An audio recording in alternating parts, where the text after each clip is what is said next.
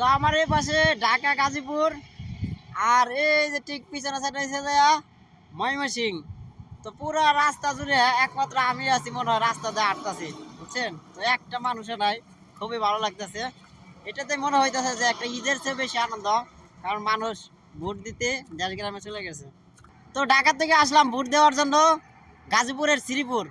তো এই জায়গায় আমি ভোটার। তো আসার সময় দেখি গাড়ি, অনেক কষ্ট করে আসলাম, আর যাওয়ার সময় কোনো গাড়ি নাই।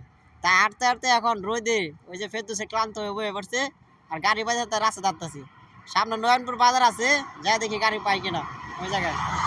তারপরে ভালো লাগতেছে যে ভোট দিতে পারছি, আলহামদুলিল্লাহ, পছন্দের মার্কায়।